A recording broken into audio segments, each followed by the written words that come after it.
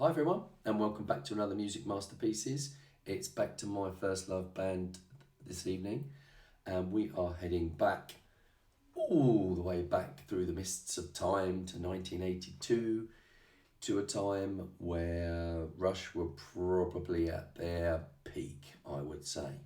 You might disagree with me. Post-moving pictures, where the band really came through.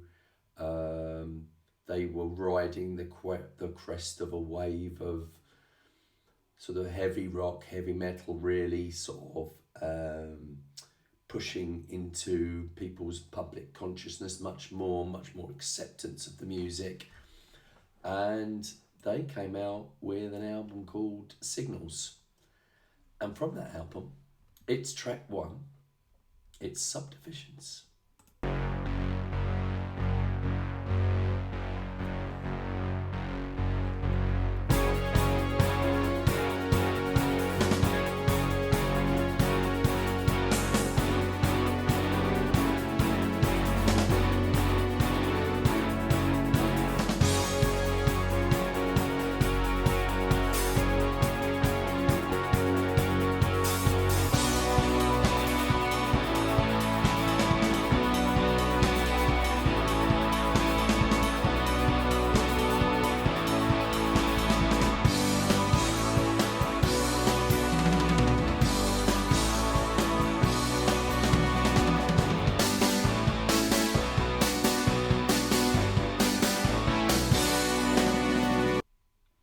So we've gone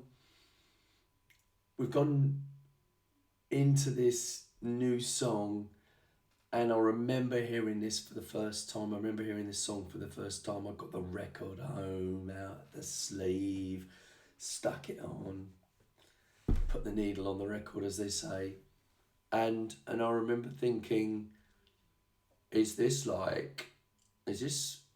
another track for Moving Pictures? But much more synthesizer.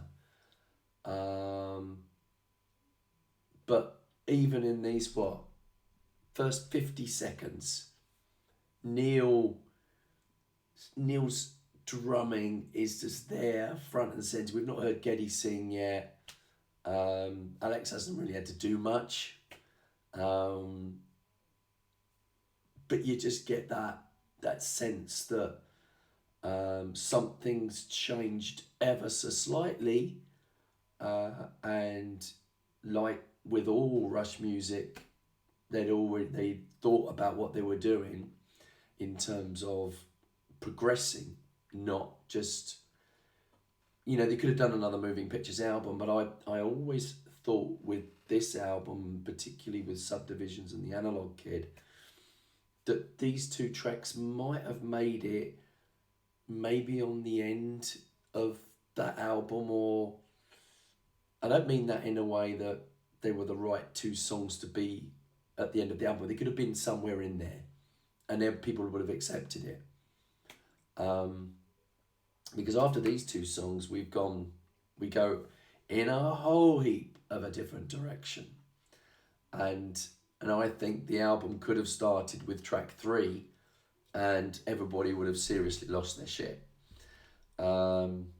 because that would have been like, where are Rush going? What are they doing?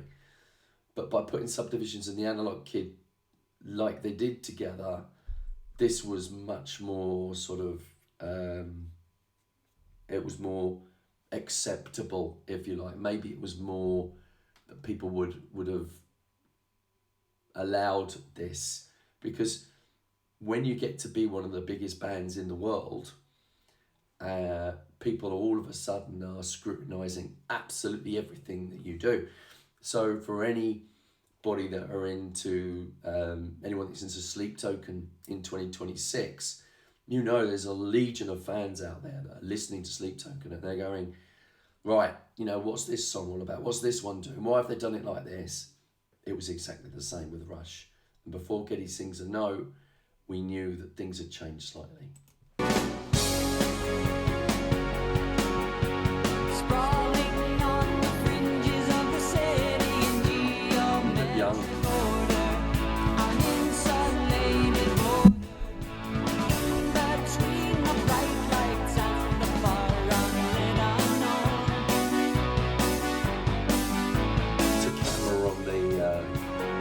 synth there as well.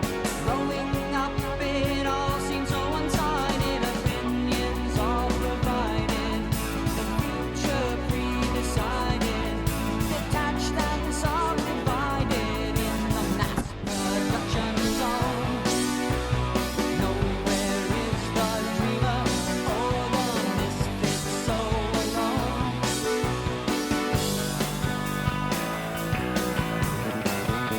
Love that bit with Geddy on the bass. In the high school halls, in the shopping malls, conform or be cast out. In the basement bars, in the backs of cars, be cool or be cast out. I think that Subdivisions was Neil, The not Alex. unabstracted truth, but the suburbs have no charms to soothe the restless dream of you.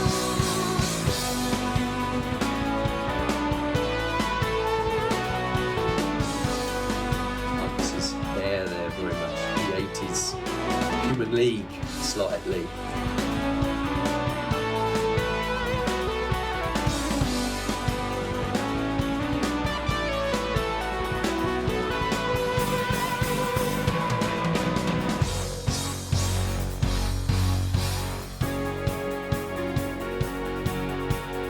Run like moths, we drift into Still the seems a little bit timeless like Camera Eye as well. Just this thing for the talking about the city.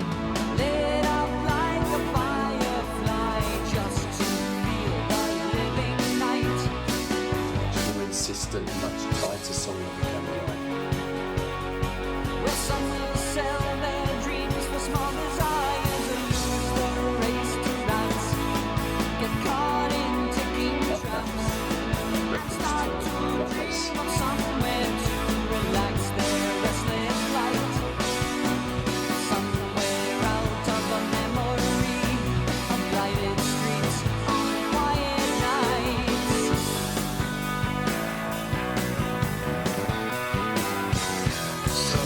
In the high school halls, in the shopping malls, conform or be cast out.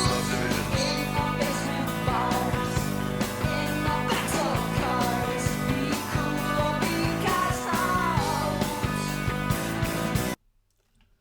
This is a social comment, isn't it? This is a I don't really listen to Subdivisions as like being a social comment song when I listen to it. I just love the music, and I don't know. Lyrics are always massively important in any song. The story is always massively important in every song.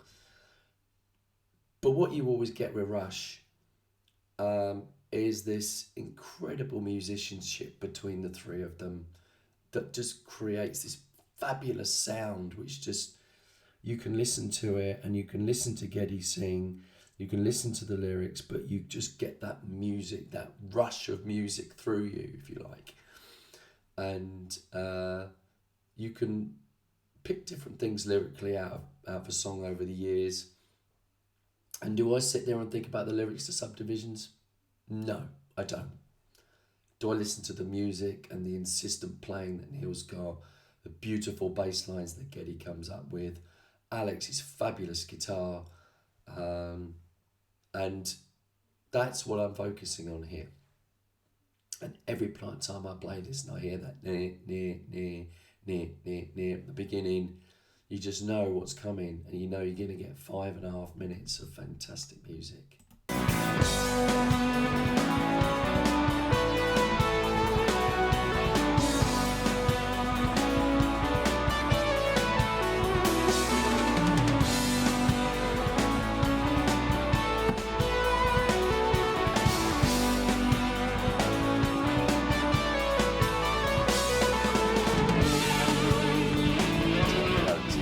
Guitar solo.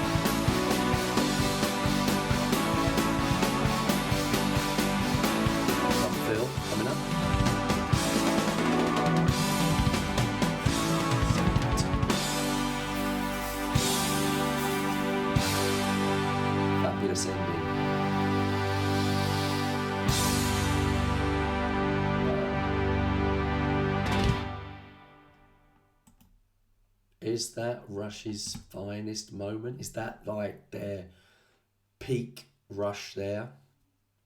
Is Subdivisions in your top 5 songs? Is it a song that you'll always come back to? I think it is for me. I did a review of The Garden, which was their final song, and I think I said then that I thought that The Garden was at the end of their career probably one of them greatest songs, and I would put Subdivisions as one of their greatest songs. There are some others that I'm going to put in there, and I will come back to and visit a later date. But I think that whenever you come out of Moving Pictures, would have probably been written in 1980, post Permanent Waves. So Signals would be 81. Maybe some of these songs might have been written on the Moving Pictures tour, something like that, or something going on with the band. But without a doubt, so creative, so musical, so amazing. Thanks for joining me and enjoying this music with me. I think that we've got some more Rush to explore in the future. Take care, and I'll see you very, very soon for another music masterpiece.